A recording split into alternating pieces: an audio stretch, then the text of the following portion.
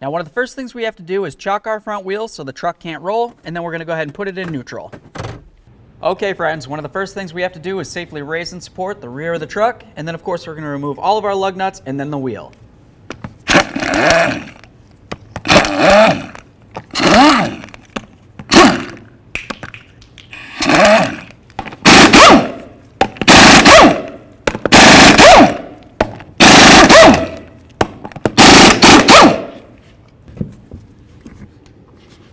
To do is go ahead and remove our caliper to caliper slider bolts. There's going to be 2 of them. We need to get them both out of there.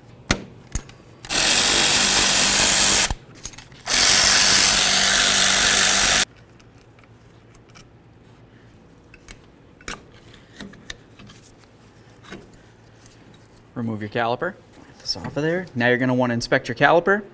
If you see any fluid that looks like it's coming out of this boot right here, that means that you have to replace your caliper. As you can tell, this one's been leaking for a while. It needs to be replaced. Let's go ahead and get these pads out of here.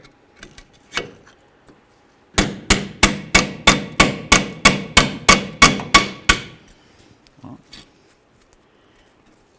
there we are. Now the next thing we need to do is remove our caliper bracket bolts.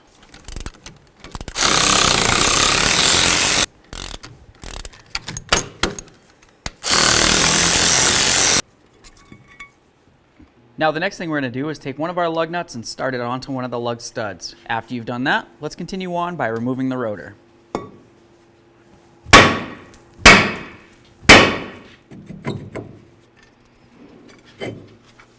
Now the next thing we're going to do is lift up on our e-brake shoe and remove it from its clip that's under here. There we are. Now you can lift this up.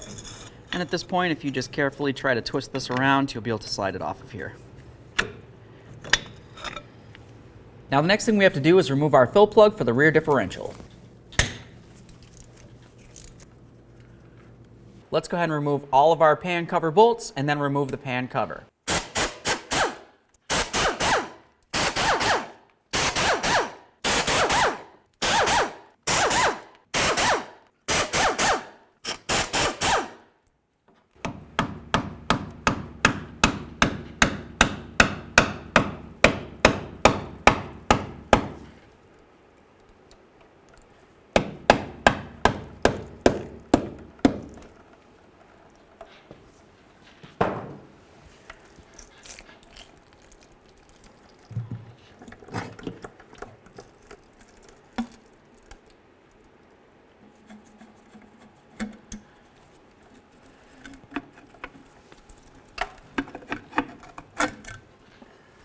So now we're just going to turn our drive shaft so we can see this right here and this bolt right there.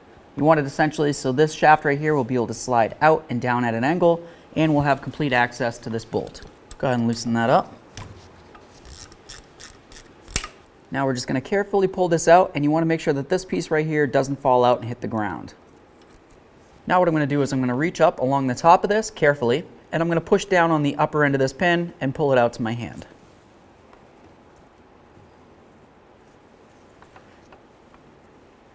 Inspect this and set it aside. So now that we have the pin out that comes through here, what we need to do is spin the drive shaft a little bit more so that this rectangular area right here is kind of facing up and down. Once we've done that, we're going to go to the outer portion of the axle, push it in a little bit, and that's going to drop a little horseshoe clip down and into the differential. So now looking up along the top area here, you can see that you have the mechanism for your limited slip. We want that up along the top, and you want the hole with none of the mechanism under here, because that's where the clip is going to come through.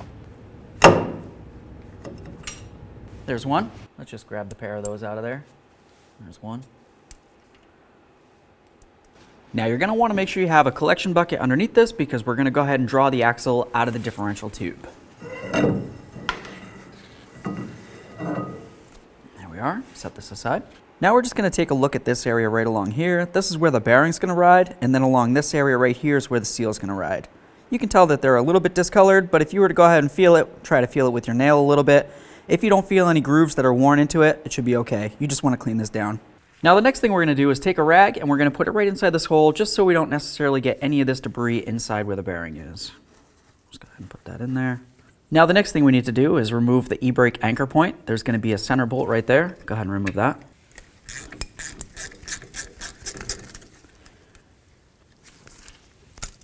Set that aside. So now we're going to remove our 4 mounting bolts for the backing plate. Something to pay attention to is along the back side, there's going to be mounting nuts. So go ahead and take a wrench, go right along the back side on those nuts, and then start removing the bolts.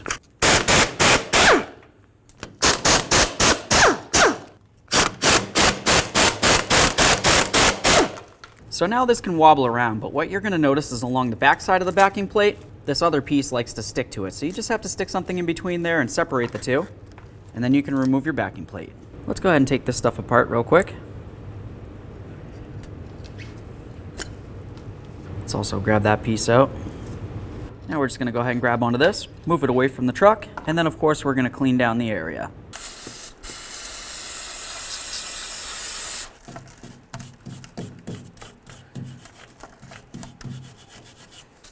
Now let's go ahead and clean up our mounting bolts for our backing plate.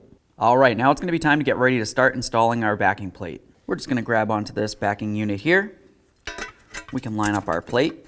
All 4 holes should line up. If they don't, you probably have the backing plate for the other side. Let's go ahead and line up the holes. So now we have the backing plate, the backing itself, and then of course the axle. All those holes are lined up. Let's continue on with our bolts. I like to use a little bit of red thread locker. Just go ahead and start 2 of them in there, and we'll grab the nuts and start those on as well. Okay, now that we have all of the nuts started, let's continue on by snugging these up and torquing them to 35 foot-pounds.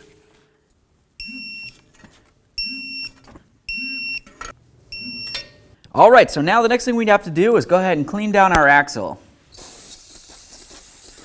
Give it a nice spray. We want to make sure we get off any of the existing debris that might be on it. Especially in this area down along here. This is where the bearing and your seal is going to ride. Okay, so now that this is nice and clean, go ahead and try to take your finger and just feel if you feel any grooves. If you feel any grooves, you need to make sure you sand it down. This feels good.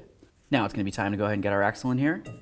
Let's carefully just bring it in. We want to be very careful not to damage our brand new seal. Once you feel as though it stops, it's because it's hitting up against the gear inside. Go ahead and gently move it around a little bit. You should feel it want to slide in. There we are. Let's do the same to the other side of the truck. Okay, so now looking inside of our differential, if I was to grab onto one of my axles and move it in and out, you can see where the little slot is that our retainer needs to go. This is the retainer. You want to inspect it, make sure it's still in good condition. We're going to continue on by lining up the axle. So now you can see where the slot is. I'll take my clip. I'm going to slide it right in just like that. And then we're going to grab our axle and pull it away from the differential. That locks it in. Let's do the same to the other one. Now let's go ahead and clean off our pin. You have the area that has the hole through it. That's going to line up with the area where the bolt's going to go through. I'm just going to take this, put it so the bolt hole is going side to side, and then I'm going to carefully slide it up and in. If it doesn't seem like it wants to line up very well, you can just try to twist your axles from one side or the other. Don't go very far. We just want to essentially see if we can get this to want to set in. Okay, now it's going to be time to put in our retaining bolt here. And then of course we'll snug it up. Just going to use a little squirt of blue thread locker on the threads. Okay, so that's bottomed out. Let's give it a little extra. You definitely want to make sure that this is tight, and you definitely want to make sure that there's some blue thread locker. Okay, now the next thing I'm going to do is take one of my nice clean rags, and I'm going to go ahead and cover this gear right here. After that, let's continue on with our scraper, and we're going to get rid of any of the debris that's located on the differential itself.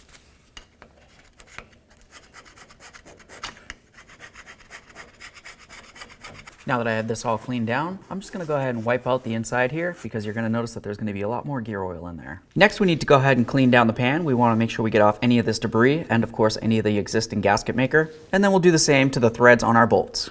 Okay, so now that we have the pan and the bolts nice and cleaned down, let's continue on by using a little bit of gasket maker right along the edge where it's going to mount up against the differential. Just going to go ahead and put this on here. We're going to make a nice thin layer at the end. All right, so now that we have that on there, let's continue on to putting this up and onto the truck.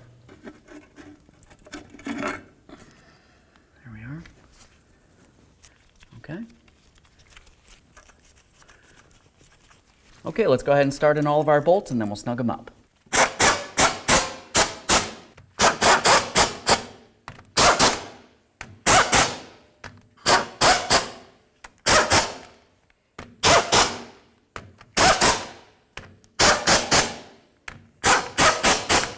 Now let's just double check them, make sure they're nice and snug.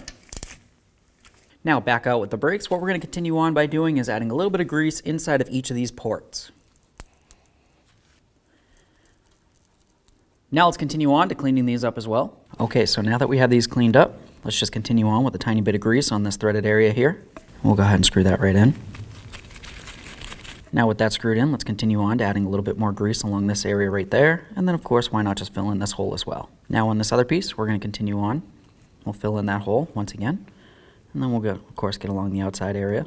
And now we'll just grab our little piton and put it right in there. Let's get back over to the truck. All right, now it's going to be time to put our pieces in. You're going to notice the side that has the little cog needs to go up against this area here.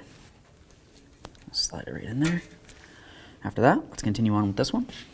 We'll slide it in. We've got our little piton. That's going to fit onto the little arm that's on the inside. There we are. So now let's just go ahead and squeeze on these two little pins, and then we're going to come back here to the e-brake lever and just try to pull on that. Essentially, we want to make sure that these move. If they don't, then that means that this lever right here isn't pushed in far enough and it's not activating these.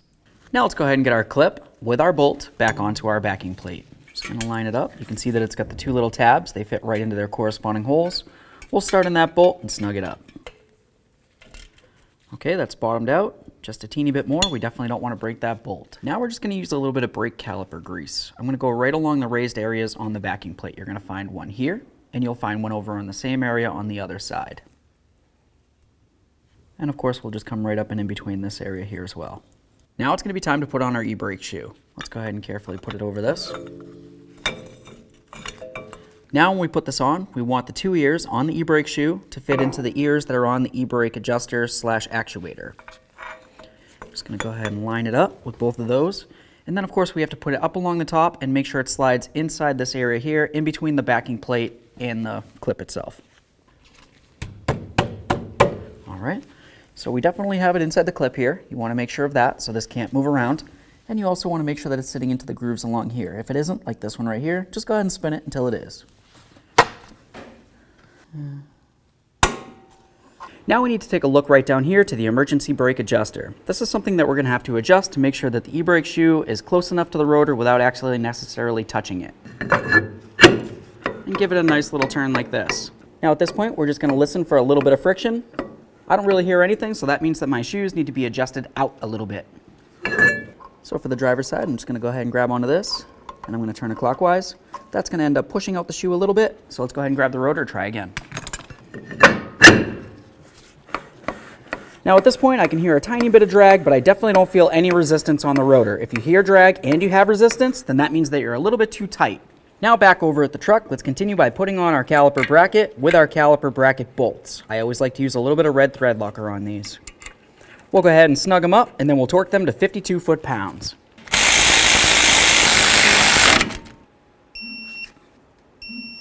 Okay, now it's going to be time to put on our brake pads. What you're going to notice is you have wear indicators on them. We want to essentially line these up so we have the wear indicators both facing on the same side here. Let's put the top area in, line up the bottom, and put that in as well.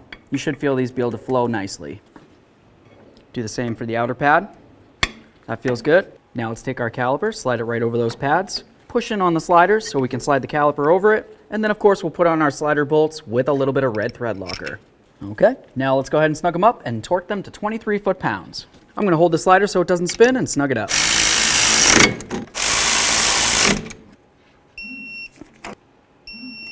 Okay, now it's time to fill our rear differential fluid. We're going to do that right here, and when you fill it, you're going to use 80/90 gear oil.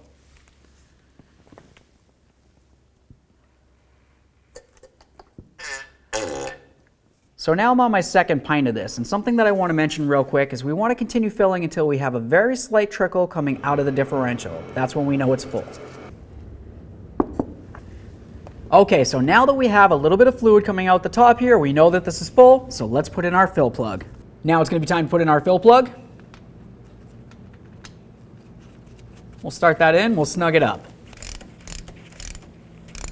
Okay, right there bottomed out, just a teeny bit more. Now if you look at the threaded area, you can tell that this plug only went in approximately halfway. You don't necessarily need to keep going in until it's completely flush with the differential. Let's go ahead and get the wheel up on here, hopefully. Start on all of our lug nuts, we'll snug them up, and then we'll get it on the ground and torque them to 100 foot-pounds.